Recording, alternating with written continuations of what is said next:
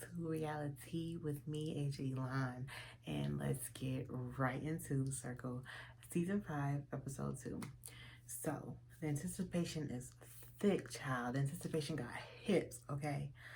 So, Chaz is the last influencer, and Xanthi is Blocks, which is like perfect for me. I those two were the first to go in my head. Like, they're boring. We've seen Brett's archetype of a character so many times in reality TV and in movie theaters and TV all throughout the 90s and the thousands. Like, we are good, okay? We are good. The message comes on where it says that Xanthi is going to come meet someone. And for some reason, Marva says he wants Xanthi to come meet him. And it's just like, the fuck are you on? Xanthi gets an alert to go meet Brett, and Brett gets an alert that he's going to be meeting the player to get blocked after him. And because he got blocked, he didn't see who got blocked after him. They meet, and I mean, okay. Brett mentioned something like everybody has like a cause or an occupation that helps people, and Xanthi's like, well, I'm not a teacher, I'm a model. And like, I get the stigma with, not wanting to come in and say that you are a model for the women, which two of the women have that same idea this season. Xanthi and the other one being Billie Jean, aka Bruno. And you couldn't find like, come on, Netflix, you couldn't find another story. You could have if you wanted to. Brett and Xanthi get an alert that asks them if they want to continue on and have a second chance in the circle. They're going to have to live together and share a profile that the circle is going to pick for them. Of course they're in. Like, who's going to, like, turn that down? Brett already started flirting. Their profile is of Jennifer. She's a 51-year-old white woman, and she's in pretty good shape. She looks really good. And she's a dog trainer. They're gonna fucking fail. So they create the profile, and to me, it seems like really try hard. I don't find it believable. Brett and Xanthi recorded fake exiting videos that was shown to the players, and Lord, why is Brett still here? He was like hyping it up like, I went hard. This is gonna be the craziest, the circle mess, because that's what he wants to do. He wants to create some type of stupid ass legacy. And he was like, this is the craziest, leaving message the circle's ever seen. And it was really like goofy. It was really like school boyish. Like, he is so immature, and it shows in literally everything that he does. Xanthi is cute, beautiful gowns, gorgeous gowns. Ratings results are in. Raven is number 1, Chaz is number 2, Bruno, aka Billie Jean, is number 3, 4 is Marvin, 5 is Brett, 6 is Brittany, Brian, 7 is Xanthi, and 8, dead last, is Sam. I'm surprised that Brett was as high as he was. I was thinking like bottom 2. I expected Xanthi to be lower. I kind of expected Sam to be low, not last, but sheesh. Sam has a lot of work to do. Brett and Xanthi decide that target number 1 is Raven because she's number 1.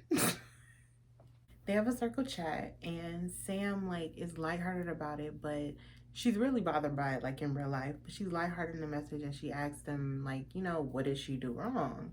And while they kind of like pacify her, they really don't really answer the question.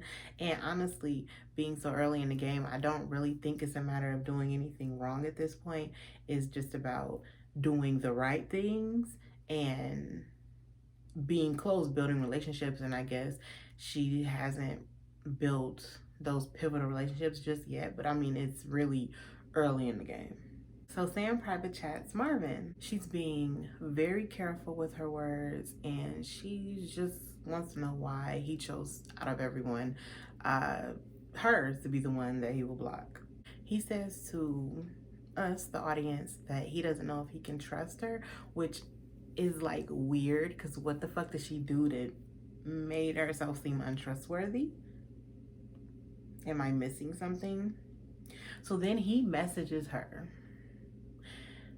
He chose her because her pictures are heavily filtered. What? What the fuck? Like, what? Huh?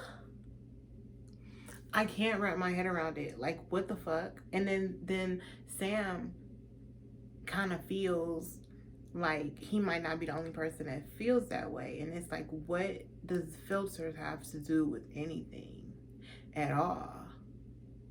I just felt like that was stupid, and I was like, if he really feels that way, he's missing a couple screws.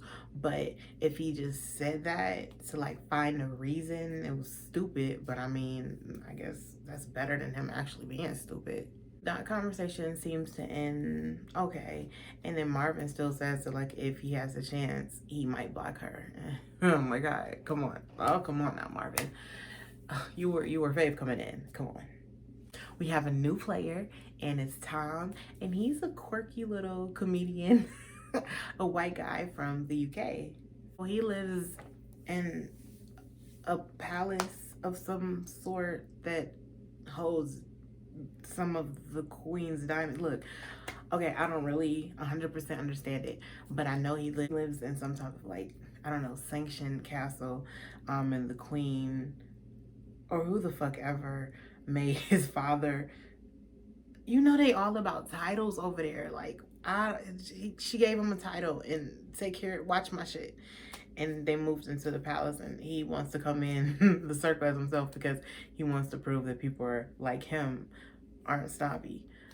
People like, what? Like, come on now. Is this a British thing? Because like, what? I don't even know. Like, you see, I don't even know what the fuck is going on. The circle chat now opens with the two new players, which is Jennifer, aka Bruno Xanthi, and Tom. Child, the first thing this bitch Billie Jean say is it's another girl to flirt with. Oh, get another strategy.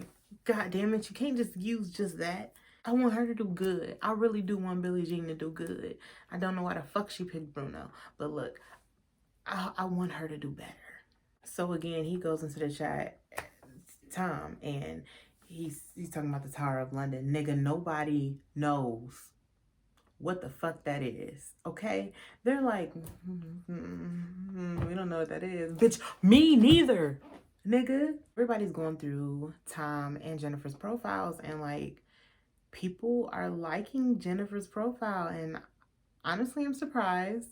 The first message that they send out was cute, and Xanthi was 100% the head behind that. Everybody's, all happy and, having these greetings for the new players and everything. Chat's all gravy. I can't believe Tom came in the circle and thought the Tower of London was a flex. Jennifer sends Raven and Sam a private message, like a little girls chat, and LOL at her leaving out motherfucking Brittany. Now they're playing Talk Flirty to Me, and Tom and Jennifer have to impress the other players with their best and funniest pickup line. The winner wins a date, a circle date. It's a tie, but because Raven was voted number one, her vote, whoever she voted for, is the winner. So Xanthi and Brett win. And they decided to take out Tom on the date. I don't think this was the best strategic move. I don't think it's the strategic move that they think it is. Because look, if it were me, I'm Everybody, I know everybody in the game has been in the game besides Tom. Tom is the new person. I will be trying to build relationships with the people that I know already have other relationships.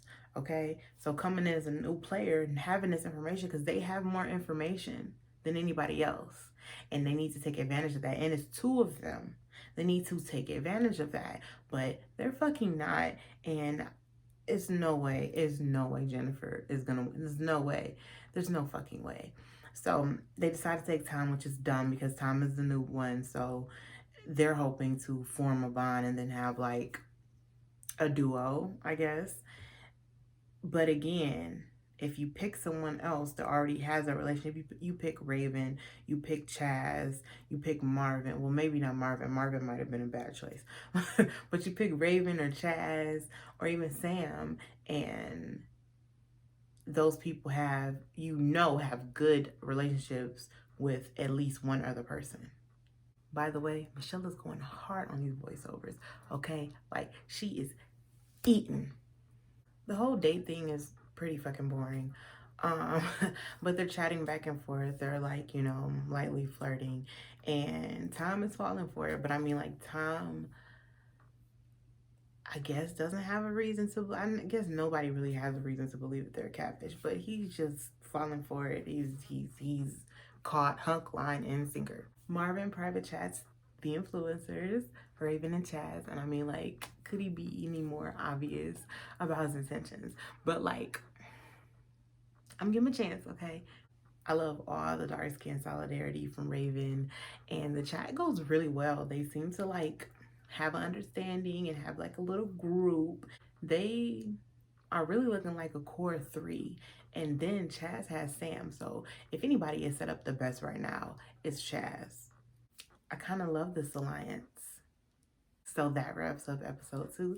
Thank you guys so much for watching. What do you think of episode 2? What do you think of this season of The Circle so far? Who's your favorite? Make sure you like this video and subscribe and hit the notification bell if you want to get notified every time I drop a new video. And I will see you guys really soon. Bye.